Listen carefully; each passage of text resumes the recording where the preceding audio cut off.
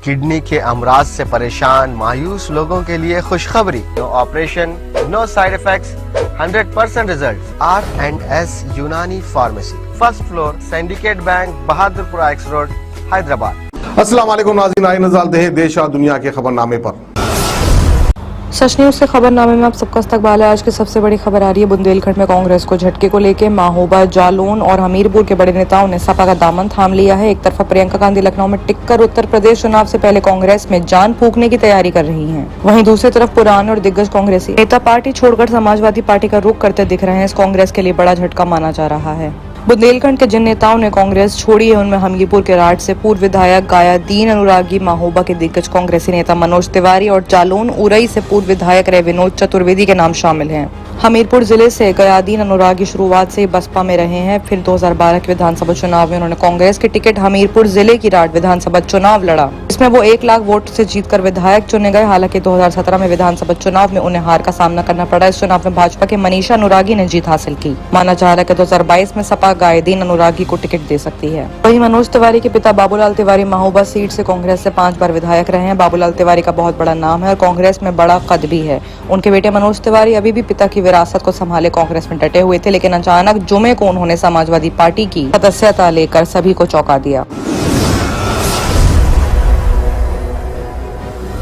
वहीं एक और बड़ी खबर आ रही है यूपी से, जहां पर उत्तर प्रदेश के विरोधी दस्ते ATS ने हाल ही में इस्लामिक विद्वान मौलाना कलीम सिद्दीकी को मेरठ से सबसे बड़े धर्मांतरण सिंडिकेट चलाने के लिए गिरफ्तार किया था। जबकि असम सरकार ने दारंग जिले में आतंरिक कर्मचारियों के खिलाफ एक बेदखली अभियान चलाया था। इसको लेकर देश के कई हिस्सों में भाजपा सरकारों के खिलाफ प्रोटेस्ट चल रहा है। पंजाब, हरियाणा के बाद महाराष्ट्र और असम में लोगों ने सरकार और पुलिस के खिलाफ नारेबाजी की है। महाराष्ट्र के थाने के मुंब्रा के एक मुस्लिम संगठन ने सैकड़ों लोगों ने सड़कों पर उतरकर उत्तर प्रदेश और असम सरकार के खिलाफ प्रोटेस्ट किया है। प्रोटेस्टर्स ने मौलाना को रिहा करने की मांग करते हुए यूपी सरकार के खिलाफ नारेबाजी की है। बता दें कि पिछले दिनों मुजफ्फरनगर के फुलत गांव के मौलाना कलीम सिद्दीकी को ATS ने मेरठ से गिरफ्तार किया था। कलीम सिद्दीकी के निदान से उसके साथ साथी हाफिज इदरीश को पकड़ा गया था। कलीम सिद्दीकी के अवैध धर्मांतरण, विदेशों से फंडिंग हुआ पैसा लेने का इल्जाम है। फिलहाल मौलाना ATS रिमांड पर है। ATS उसके करीबियों के बारे में अभी ATS और भी जानकारी में जुटा है। हाल ही में इस्लामिक विद्वान मौलाना कलीम सिद्दीकी को मेरठ से सबसे बड़ा धर्मांतरण सिंडिकेट चलाने के इल्जाम में गिरफ्तार किया गया है। प्रेमा कमेटी मुंब्रा कौसा ने जुमे को यूपी में मौलाना की गिरफ्तारी और असम में बेदखली अभियान के खिलाफ इन दोनों कार्रवाइयों को अवैध करार दिया है। बड़ी तादाद में औरतों ने भी तख्तियां, बैनर और नारेबाजी करते हुए प्रोटेस्ट में हिस्सा लिया है।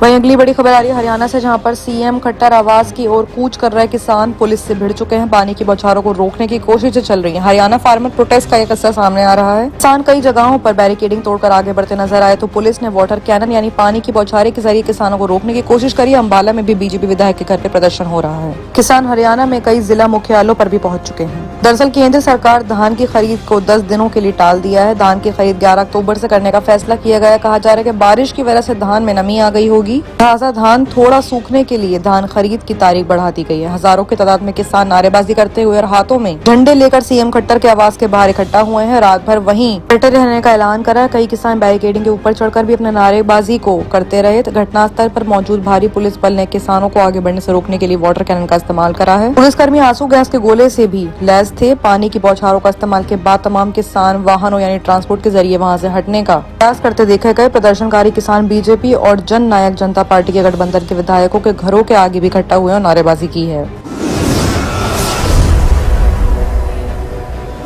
वहीं अगली बड़ी खबर आ रही है गांधी जयंती को लेकर। गांधी जयंती पर ट्रेंड हो रहा है गोडसे जिंदाबाद। वरुण गांधी ने कहा कि ऐसे लोग ही देश को शर्मसार कर रहे हैं। आज महात्मा गांधी की जयंती और पूरा देश बापू को नमन कर रहा है, मगर कुछ लोग ऐसे भी हैं जो आज उनकी जयंती के मौके पर सोशल मीडिया पर गोडसे जिंदाबाद ट्रेंड करवा रहे हैं। ट्विटर पर नाथूराम गोडसे जिंदाबाद ट्रेंड होने पर भारतीय जनता पार्टी के नेता वरुण गांधी ने नाराजगी जाहिर की है और कहा है कि ऐसे ही लोग देश को शर्मसार कर रहे हैं। दरअसल सैटरडे को राष्ट्रपति मोहनदास करमचंद गांधी की 152वीं जयंती पर वरुण गांधी ने उन्हें श्रद्धांजलि दी। बता दें कि 30 जनवरी 1948 को नाथूराम गोडसे ने गोली मारकर महात्मा गांधी की हत्या कर दी थी। वरुण गांधी ने ट्वीट करके कहा है कि भारत हमेशा एक आध्यात्मिक महाशक्ति रहा है, लेकिन ये महात्मा है जिन्होंने हमारे देश के आध्यात्मिक आधार को अपने माध्यम से व्यक्त किया और हमें इस नैतिक अधिकार दिया जो आज भी हमारी सबसे बड़ी ताकत है। गोडसे जिंदाबाद ट्वीट करने वाले देश को गैर जिम्मेदार न शर्मसार कर रहे हैं।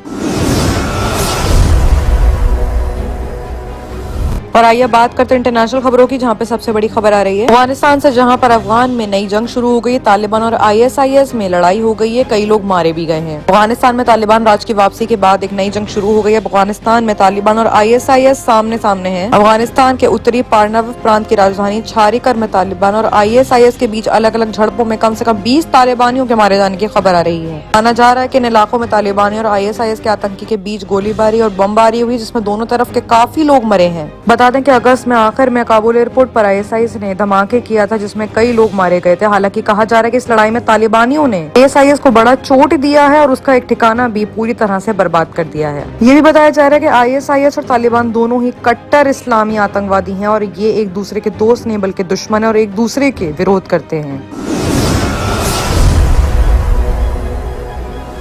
अगली बड़ी खबर आ रही है श्रीलंका में हिंदुस्तान ने चीन को बड़ा झटका दिया है। अब कोलंबो में समुद्री टर्मिनल बनाएगा हिंदुस्तानी कंपनी। कोलंबो पोर्ट में हिंदुस्तानी कंपनी के वाले समुद्री DPC टर्मिनल के निर्माण का रास्ता साफ हो गया है। इस योजना को श्रीलंका पोर्ट अथॉरिटी और हिंदुस्तान के प्राइवेट क्षेत्र की कंपनी के बीच इसके लिए करार हुआ है। श्रीलंका में आर्थिक कब्जे की तरफ बढ़ रहे चीन के लिए इसे बड़े झटके के तौर पर देखा जा रहा है। श्रीलंका के बंदरगाह सेक्टर में सबसे बड़ा विदेशी निवेश हुआ है। परियोजना को श्रीलंका के बंदरगाह सेक्टर में अब तक निवेश माना जा रहा है। द श्रीलंका पोर्ट्स ने एक बयान में बताया कि समझौता करीब $70 करोड़ का है। पहाड़ी समूह बंदरगाह को श्रीलंका की कंपनी जॉन कील्स के साथ मिलकर बनाएगी। जॉन कील्स करीब 34% और अडानी समूह का 51% भागीदार होंगे।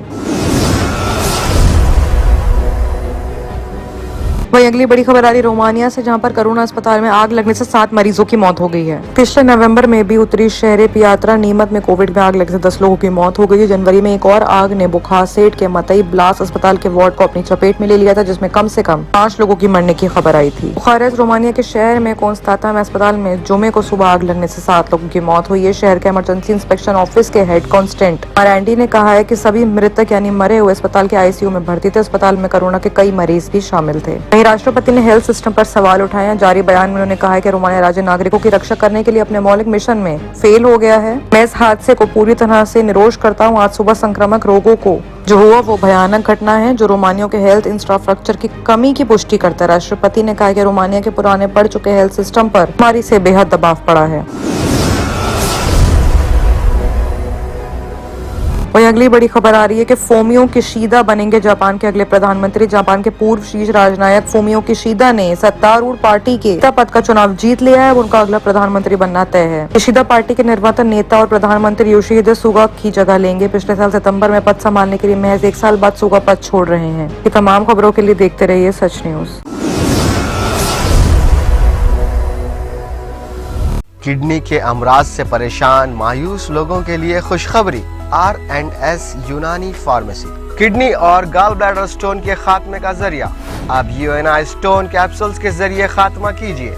No operation, no side effects, 100% result. सिर्फ UNI स्टोन कैप्सूल से मुस्तहिक लोगों के लिए खुसूसी रियायत। फिर से पथरी न होने का मुकम्मल इलाज। दर्द, कॉन्स्टिपेशन और पुराने कब्ज से निजात पाइए। आज ही तशरीफ लाएं। R&S Unani pharmacy, first floor, Syndicate Bank, Bahadurpura X road, Hyderabad. Contact 9703 939 436 9063 383760।